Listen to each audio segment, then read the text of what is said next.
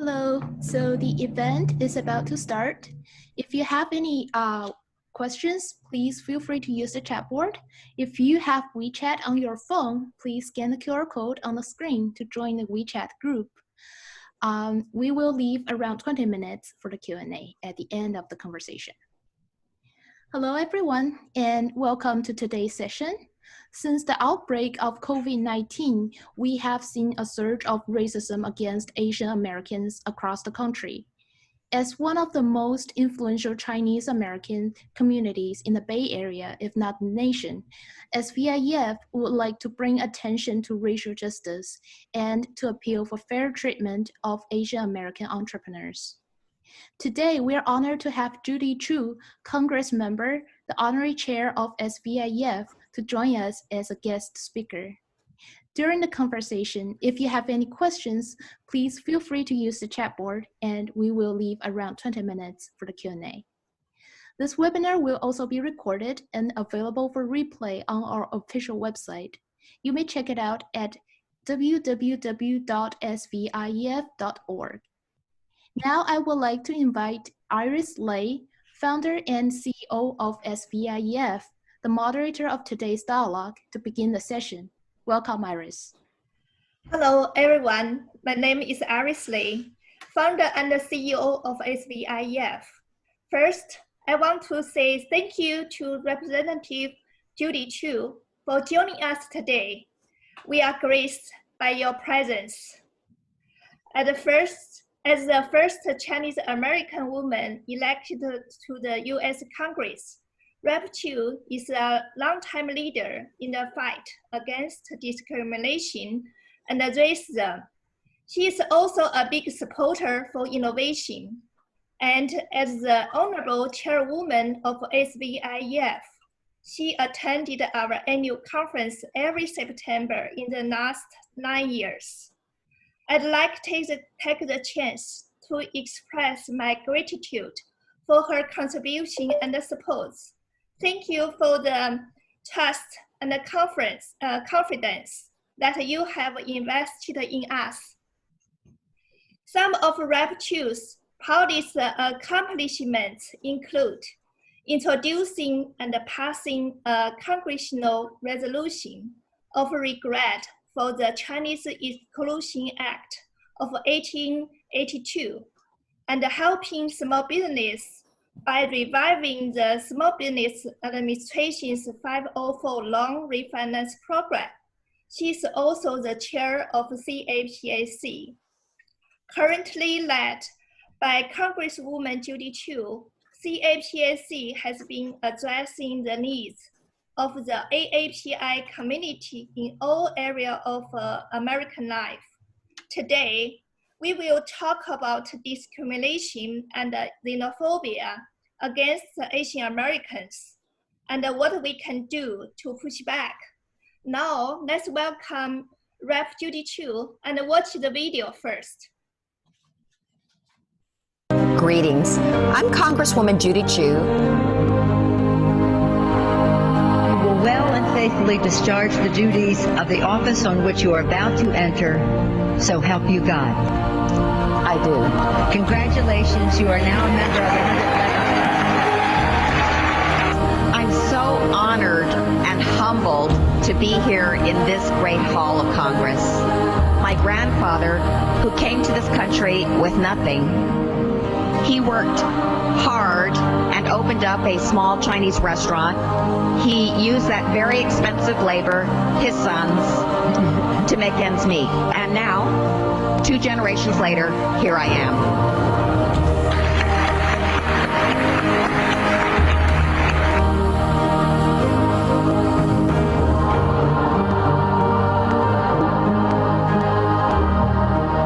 As a professor for over 20 years in the LA Community College District, I know firsthand how important community colleges are to helping hard-working Americans achieve their dreams. I want to fight to stop the economic pain that people are experiencing. We are in a time of national economic crisis. There are 14 million Americans without a job. There are another 12 million who wish they could work but have given up looking altogether. The Chinese Exclusion Act of 1882. Today we unveil our legislation for Congress to atone for the mistakes of the past that deprived Chinese Americans of basic rights for 60 years.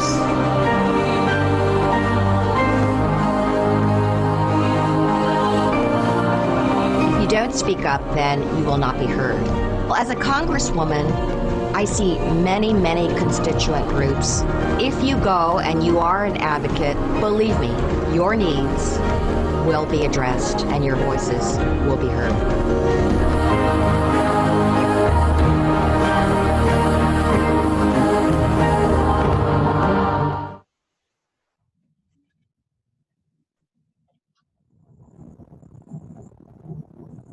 Greetings.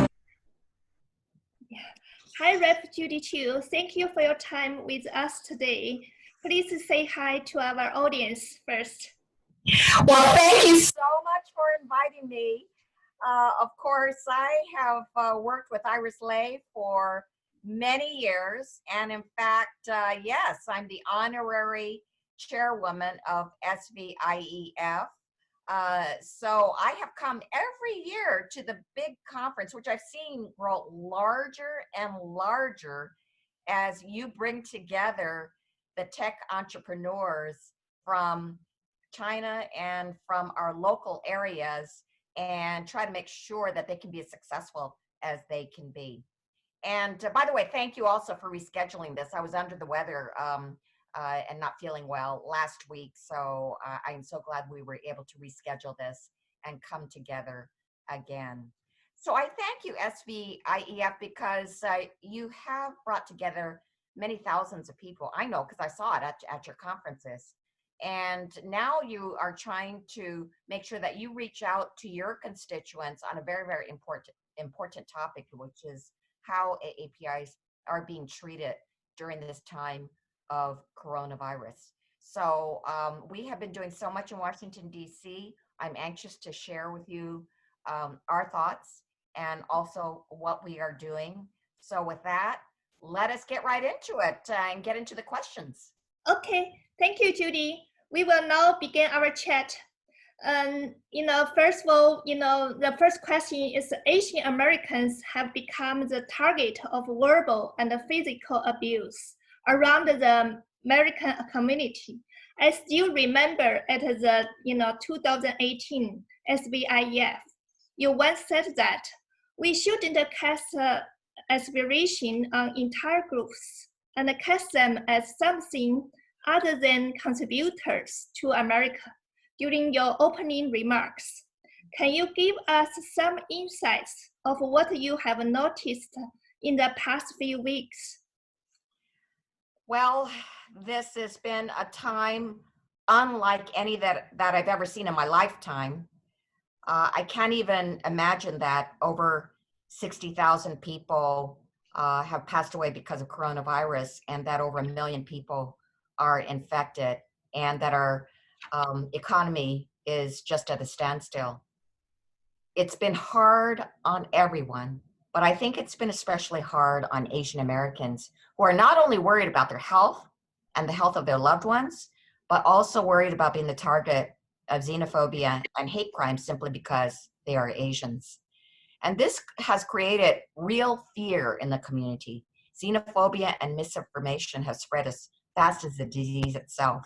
As soon as the virus popped up, so did attacks on Asian Americans.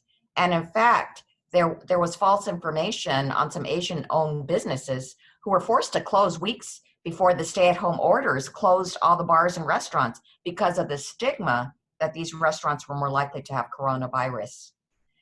And then there's been the fear of attack.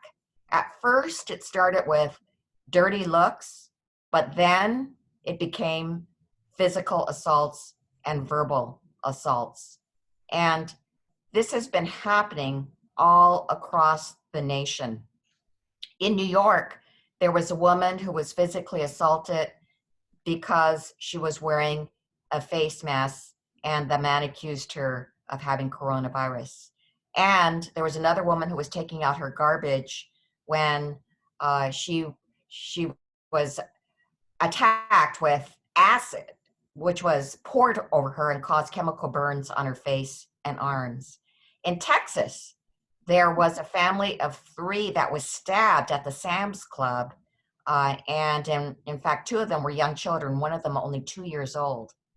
In San Francisco, there was an elderly man who was just trying to collect cans when he was verbally assaulted and physically assaulted by people who said that they hated Asians.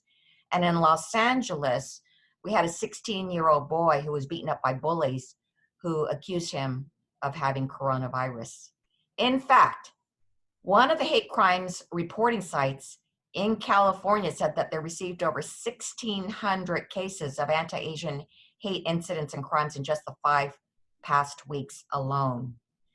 And in fact, the number has been as high as 100 per day. Well, this xenophobic rhetoric is darkly reminiscent of what happened to Vincent Chin. In the 1980s, animosity towards Asian Americans was increasing as competition from Japan led to layoffs of American auto workers. Vincent Chin, who was Chinese American, was out in Michigan, actually for his bachelor party, when 2 white workers who had been recently laid off attacked him with a baseball bat, assuming he was Japanese, blaming him for the loss of their jobs. They beat him so badly that he died from his injuries a few days later, and they never had to do any jail time and only were given a $3,000 fine. It didn't matter to them that Vincent was Asian American and not from Japan. They just saw him as a stereotype. They saw him as the enemy. Tragically, the same thing is happening today. A recent poll showed that 77% of Americans blame China for the coronavirus, and 54% say China should pay reparations. The state of Missouri is even suing China for the coronavirus. These findings have to be looked at together with the FBI's warning that there will be more attacks against Asian Americans, and especially as we come out of our stay-at-home orders and start interacting more with the people. But what we know is that directing anger and blame towards an ethnic group does not solve the crisis. Instead, it put lives in danger. The story of Vincent Chin, as well as other dark parts of American history, such as the passage of the Chinese Exclusion Act of 1882 and the internment of Japanese Americans during World War II, are also examples of what can happen when Asian Americans have been painted as the enemy and used as scapegoats in the past. So that's why we in the Congressional Asian Pacific American Caucus have made it a point to educate our colleagues and also the nation to speak out anytime this coronavirus xenophobia rears its ugly head. We cannot be silent when lives are at stake. Okay. Second question is, recently, President Trump issued an executive order restricting immigration to the United States for 60 days, prompting widespread confusion and speculation. Can you share with us your thoughts on that? Well, let me say,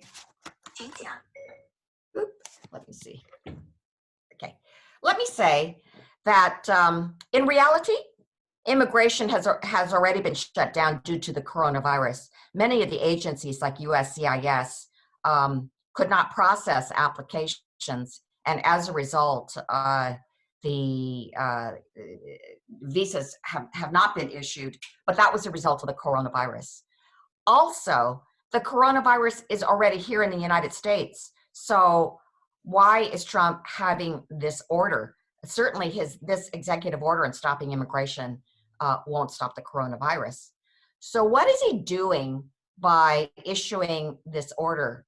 It has been to further his anti-immigration agenda. It is a political attempt to stir Trump's conservative base and change the conversation away from his own failings.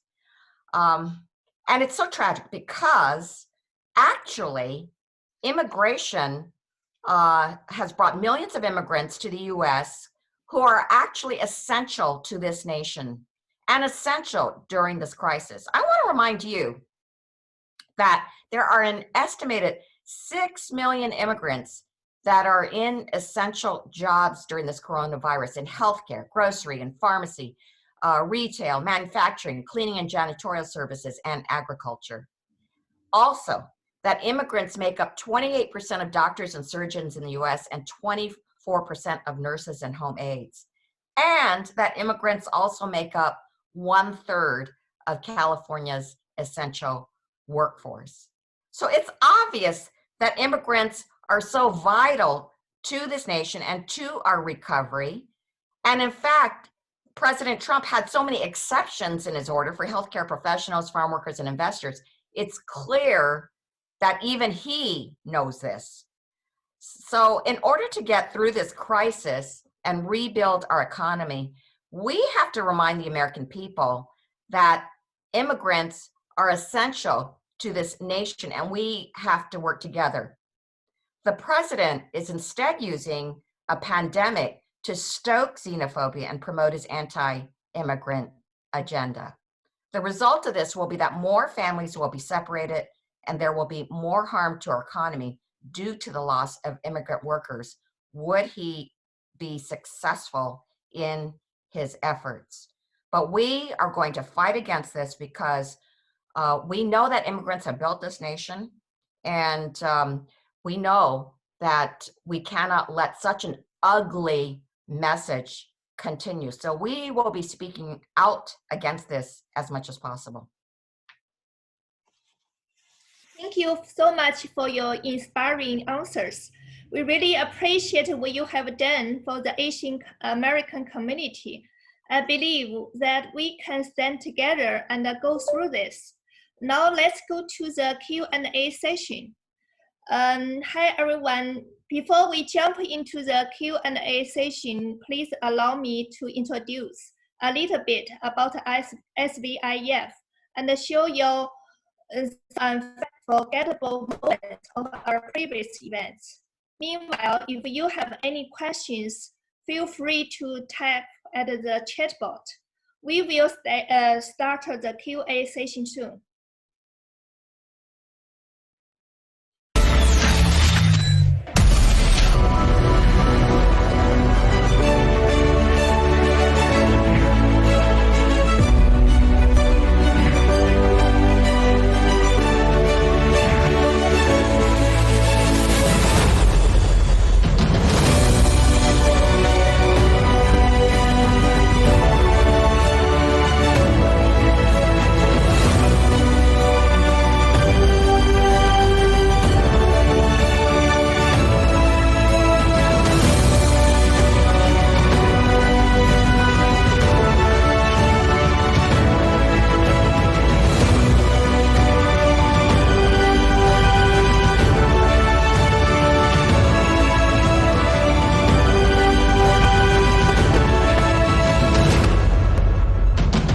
Innovation and entrepreneurship will lead to higher rates of productivity. China will become the largest economy overall in the world. This world has completely opened up. Then human assisting the machine, and then the machine will drive itself. We need the science, we need the innovation. Anybody could talk to anybody about ideas. We were lucky though. I keep on coming back year after year because I see how valuable. 2018硅谷高创会取得圆满成功。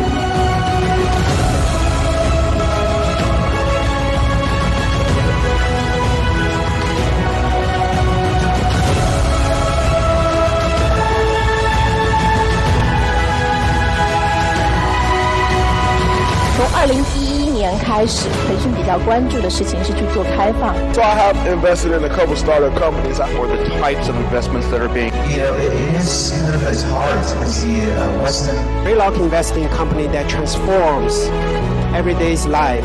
We have batteries that can help integrate solar. This has been an extraordinary experience because of you, for my iPhone and my iPad and my. This is one of the best parties in the Valley to celebrate entrepreneurship and innovation. 2012硅谷高科技创新硅谷高科技创新第3届硅谷高科技创新，第7届矽谷高创会，2017矽谷高创会，18第8届硅谷高科技硅谷地区最大规模的高科技的行业盛会之一。And thank all of you, team support, sponsor support, and all of the people to come to join us. Let me thank you once again for all you are doing to encourage entrepreneurialism and to bring the next great ideas to life.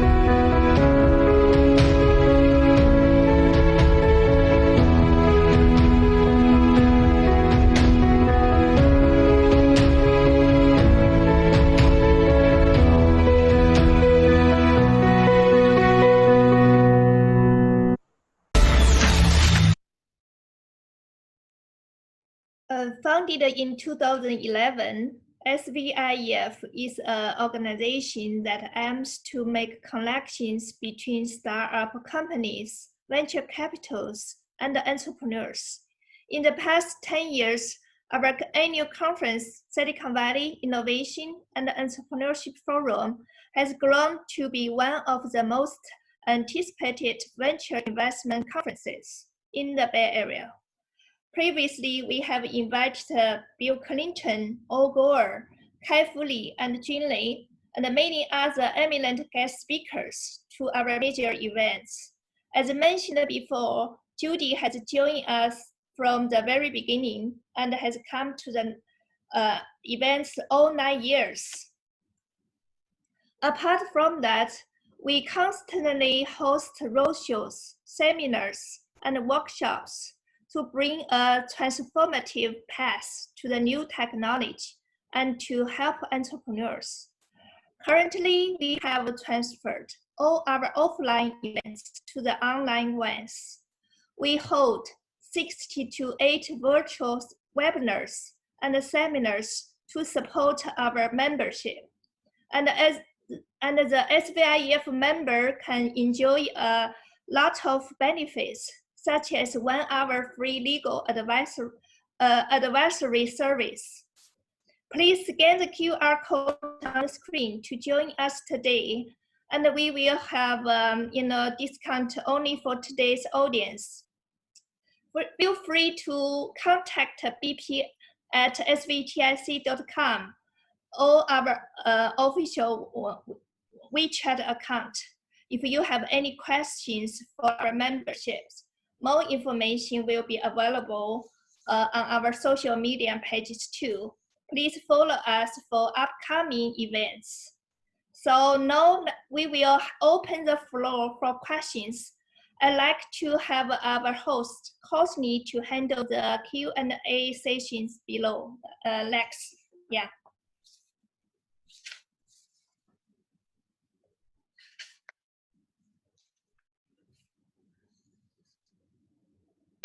Hello, Rep. Chu is honored to be here to listen to your speak. And my name is Raymond Yang. I'm the current joint chairman of SVIEF.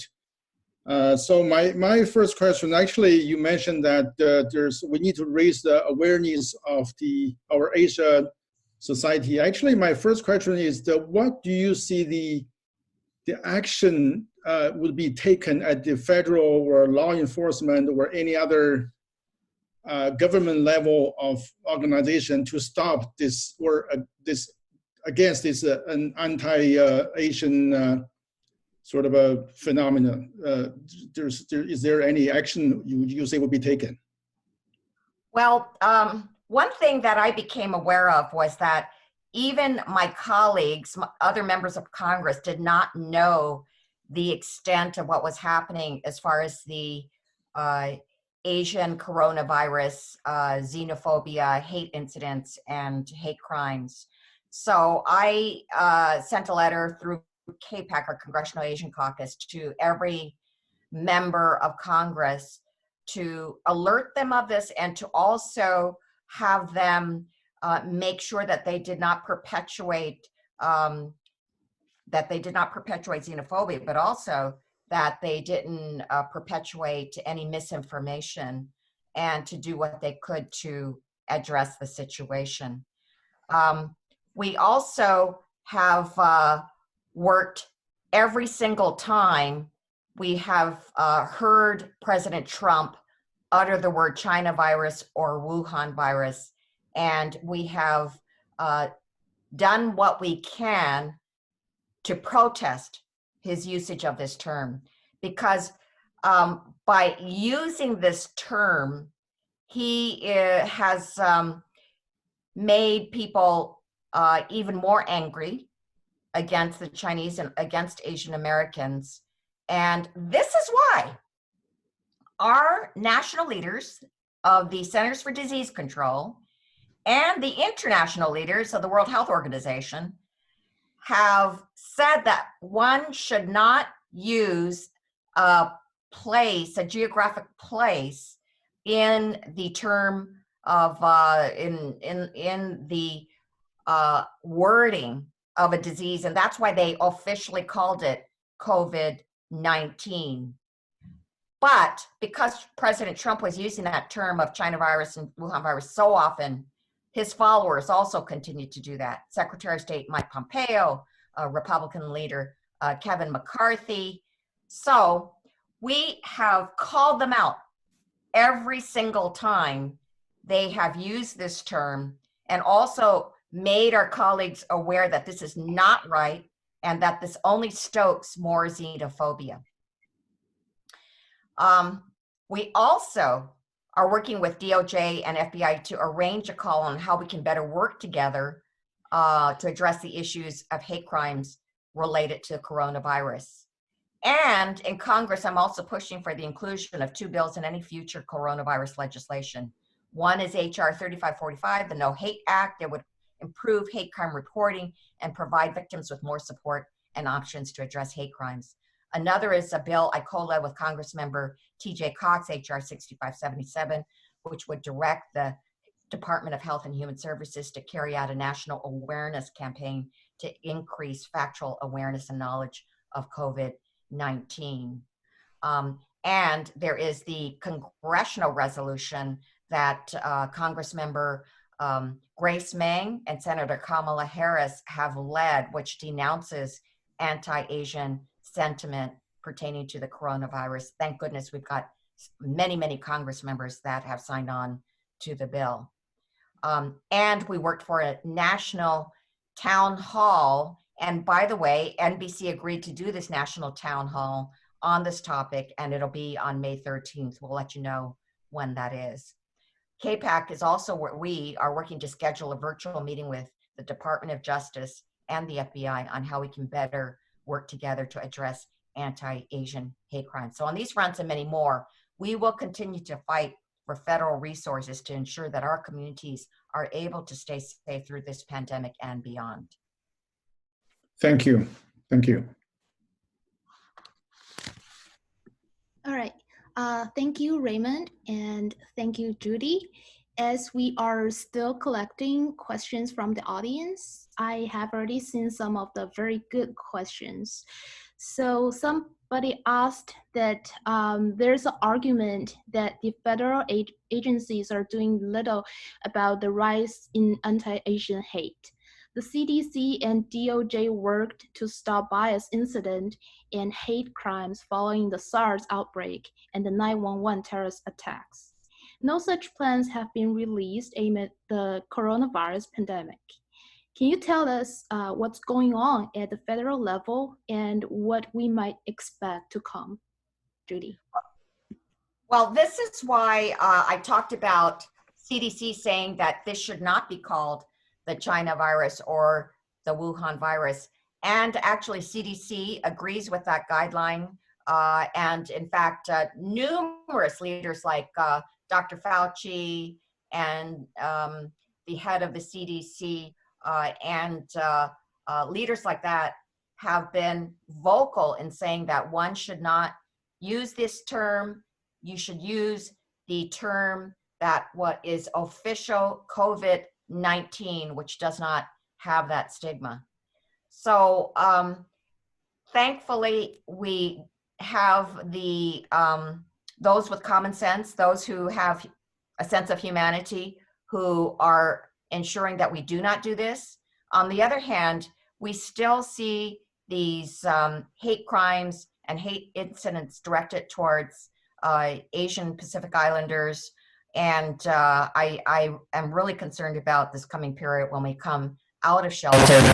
So we have to work very, very hard to give this message. The message is we should stand united. We have a pandemic that nobody has ever seen in their lifetime. And in order for us to come out of it, we have to be more united than ever. And we have to help each other. And I've already told you about the many, many Asians that have put themselves on the front lines as healthcare workers and essential workers. They are part of our recovery. So we need to make sure we work together and that we send the message of unity to everybody. Thank you. So the common question is that since the COVID-19 is surfacing Americans' deep-seated anti-Asian biases, many Asian American-owned businesses have been hit hard by the pandemic, not only due to the shelter-in-place policy, but also the racist fear-mongering. Do you have any comments on that? And can you offer any suggestions to the Asian American business owners? Judy. Well, bigotry is much easier to unleash than it is to erase. So yes, I am concerned that the anti-Asian sentiment we are seeing could have long-term consequences that will outlast the pandemic. In fact, Asian-owned businesses were some of the first to feel the impacts of this pandemic long before the virus was starting to spread in the US. I saw this in my own district in the San Gabriel Valley, where Asian-owned businesses, and particular restaurants, were losing 50 to 70% of their customers weeks before the stay-at-home order was put in place, because there were those that believed that Chinese restaurants and businesses were more likely to have the coronavirus and spread it. And we saw this anti-Asian stigma impact other Asian-owned businesses all across the country. Unfortunately, as the virus ends and the country moves back to work, it's clear that President Trump is going to continue to use this anti-China focus as his election campaign. And he doesn't seem to care that Asian Americans could become collateral damage and will become collateral damage if he continues to do that, and that he would put Asian American lives at risk. And so that's why we need to speak out against racism. That's why we need to dispel misinformation and stigma. And that's why we especially need to have allies who are willing to speak out for our community. And that includes leaders like Speaker Nancy Pelosi. She went and toured San Francisco Chinatown back in February to address anti-Asian xenophobia. I thought it was so tremendous because she was trying to send a message that that the Asian restaurants and businesses are part and parcel of our community. I also have to say that the other members of my Democratic caucus in Congress have been so fantastic, so supportive. Members of the Congressional Black Caucus, Congressional Hispanic Caucus, the Native American Caucus, the Democratic Caucus, they have all joined me in denouncing this anti-Asian xenophobia. And in fact, the head of our Democratic caucus, Hakeem Jeffries, who's African-American, held a press call with us in the Tri-Caucus, and he basically sent a message in this press call with all, which was a message to all of America: knock it off, stop doing these anti-Asian hate crimes and incidents, and instead we must work together. I thought it was very powerful that he would do such a thing, and that people would join together to say, we should not scapegoat, we should not have these incidents of xenophobia, instead we should work together. Thank you, that's very impressive.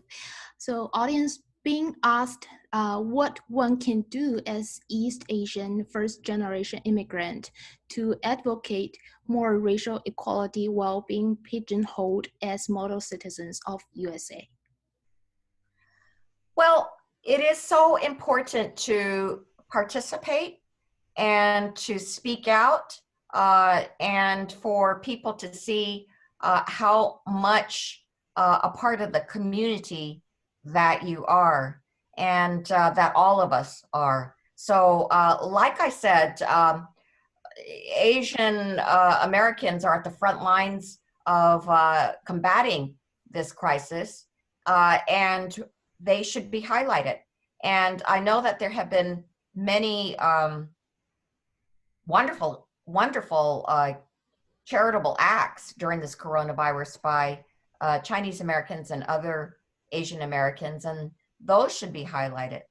And we need to talk to our fellow Americans about what's going on. A lot of Americans do not like this. They don't like the fact that Asian Americans are being blamed.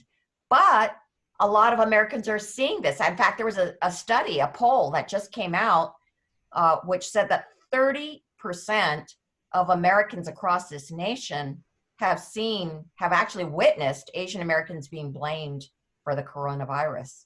So this is more widespread than you would think. In fact, the 1,600 hate incidents that I talked about are probably an undercount.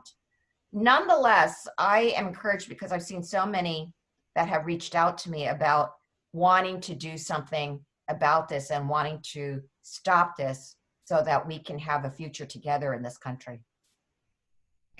Thank you. And Tony asked, what laws can we pass in California and nationally to disincentive violence against Asians? Also, is there an advocate organization similar to the National Association for the Advancement of Colored People for Asian Americans that we can support? Well, first of all, in terms of the laws, this is why I talked about these two bills that I was pushing, the No Hate Act, which addresses hate crimes directly. For one thing, there are a lot of faults with our hate crime reporting system. The states don't report it very evenly. Some states don't even report it at all. And so the FBI doesn't actually have a very good database in terms of what's going on. And we need to know where it's occurring. And so that's why the No Hate Act would improve the reporting, but it would also provide resources for people to be able to fight hate crimes. And then there's also the bill HR 6577, which would direct the Department of Health and Human Services to carry out a national awareness campaign to increase factual awareness of COVID-19 and counter anti-Asian stigma related to the virus. So these are things that we can do on the federal level. And is there a national organization? Well, I do want to tell you also that there are 6 Asian hate crime reporting sites, and they are being done by the national Asian organizations. They are our equivalent to the National Association of Colored People. The APCON is the one that's doing the Stop AAPI Hate Crime website, and it's a joint effort by the Asian Pacific Planning Council and Chinese for Affirmative Action.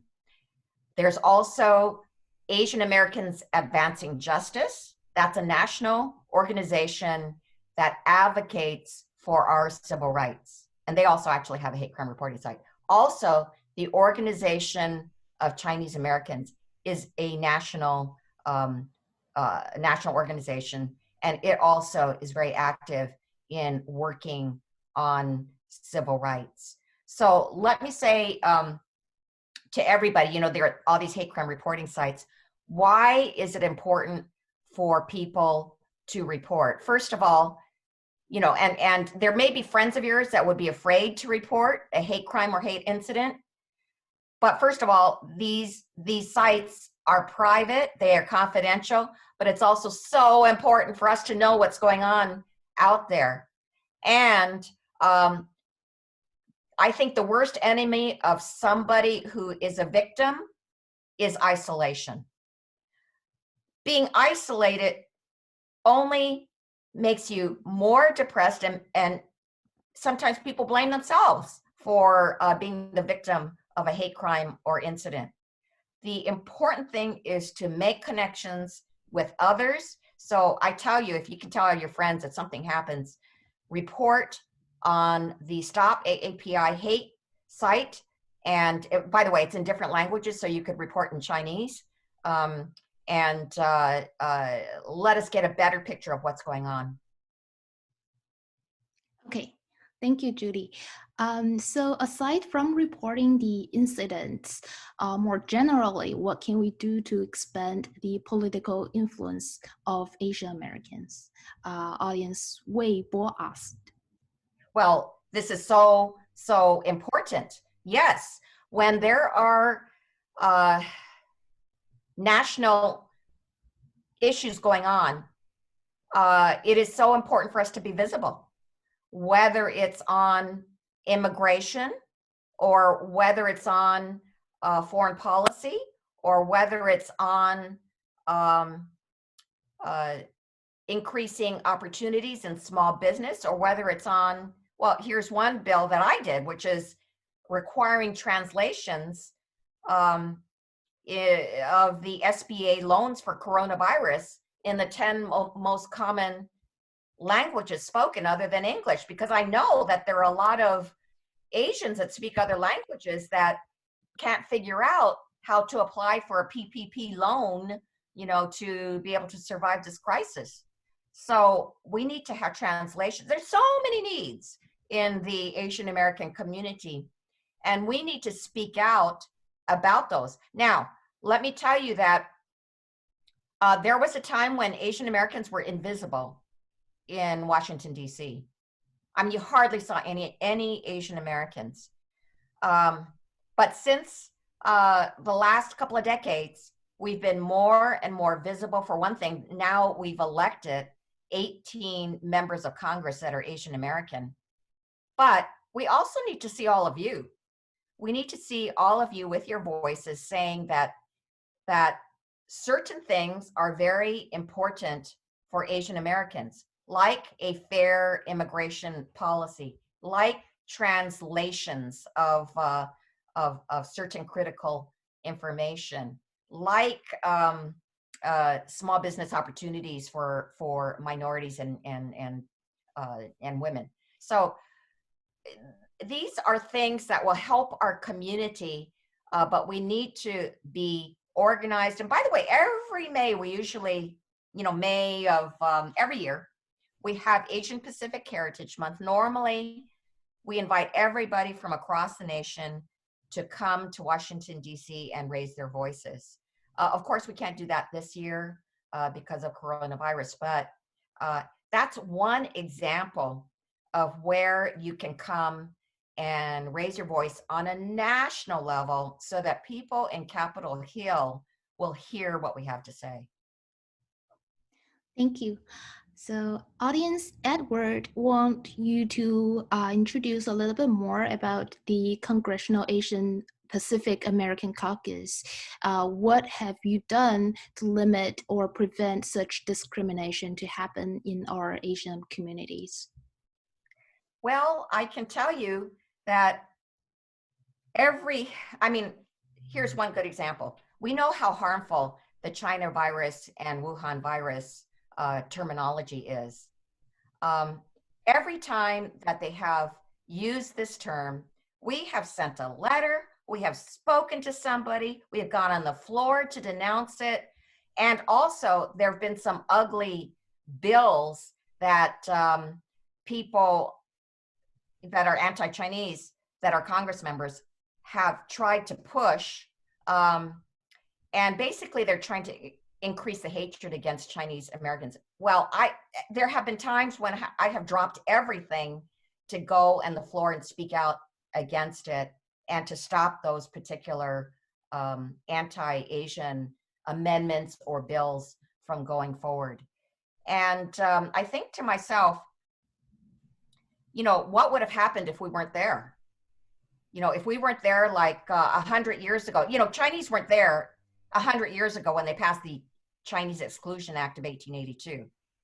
So they could not raise their voices against it. And as a result, it was one of the most discriminatory laws ever passed in this country, which it stopped Chinese immigration and also said that Chinese could not even become naturalized citizens because they didn't want Chinese people to vote in this country. So we need to be present. We need to have a voice. We need to have elected officials that are there to be able to do these kinds of things. And in fact, one of the first things I did after I got elected was to have a resolution to apologize for the Chinese Exclusion Act of 1882. I'm very, very proud of that because it only took 140 years for somebody to be elected and actually do that. But we finally did that so the United States could be on record as being against that particular discriminatory bill. Okay, thank you. So nowadays, there are over 300,000 Chinese students studying in the United States. Are you foreseeing any potential policies against them? And how should the international students prepare for themselves for future lives and study here? I am very, very concerned with the policy of the current administration, President Trump, which has been to basically attack our immigration system. If he had his way, he would just shut down the whole thing. Well, in fact, he already had his pronouncement, even though the pronouncement of shutting down the immigration system was during the time of the coronavirus. But it's obvious to me that he wants to shut it down totally, even beyond that. One of the really troubling things was in his pronouncement that Chinese students in certain areas like robotics and manufacturing could only have a one-year visa to stay here. Well, I spoke out against that because that was absurd. How could you go through a graduate program and only have a year-to-year visa? So it was just one more anti-Chinese kind of measure that he was taking. So I just have to tell you, this election in November is the most important election of our lives. All these anti-Chinese kinds of actions that are being taken could change drastically if we change who's up there in the White House. Because right now, this president is actually trying to get votes by being anti-Chinese. He thinks that's the best way for him to stay in office. So we have to make sure we change that person who is in the White House. And I tell you, we can have a much fair system where finally we can have Chinese students come here, contribute to America, which many Chinese students have, I know. We could continue to have research between Chinese scientists and American scientists, which we did before, which was very productive. But that was all shut down during the Trump years, and that's what we have to change. Thank you, Judy. So nowadays, some governors are taking totally different measures on dealing with COVID-19. Some states have started reopen the business, but people say that it's a very risky practice. Do you have any comments on that? Oh my goodness, I have such strong feelings about this. We now have more people that have died from this virus than during the entire Vietnam War. We thought that the Vietnam War was one of the most traumatic things that happened to this country. And yet this virus has killed more lives than that. And to think that there are some states that would just like to open up their doors just like that before they have certain measures in place. Now, I am so proud. We all should be proud, because I assume that most of you live here in California. We should be so proud that we live in this state because of the lack of leadership by President Trump. The governors have had to take the lead. So we have a very, very outstanding one here with Gavin Newsom, because he has been very thoughtful. He has had these measures, stay-at-home measures early on, and he has been very proactive in terms of what we need, which is testing, and he has been very proactive in getting the PPE, the personal protective equipment, to help make sure that our healthcare workers are protected. And he's been very clear. Before we open up, we have to have certain things in place. We have to have extensive testing in place. We have to have contact tracing in place, because we don't have a vaccine now. So it is possible, very, very possible, that when we start opening up, that people will be infected. In fact, that we could have a second wave of people who are infected. And the only way to stop that is if we can have immediate testing of folks, and then tracing as to who that person came in contact with, and then quarantining them. But at least it would be more of a diagnosis rather than what we have now, which is everybody having to stay at home. So we have to be really thoughtful about it. And I'm afraid certain governors have not been thoughtful at all about it. But thankfully, we have a governor that has been thoughtful about it. But as you know, people cross the boundaries of the states all the time. So in reality, unless we all work together, unless all the governors are as thoughtful as Governor Newsom is, then we could stand in great danger. So I just hope that we can apply enough pressure on those governors to be as careful as possible, so that we don't have a huge second wave of the coronavirus, and so that we can stop this, and so that we can defeat this virus. Thank you, Judy. I also think that California has done a good job preventing the coronavirus. And I also heard that the government is providing senior people free meals delivered to their door, which is very good.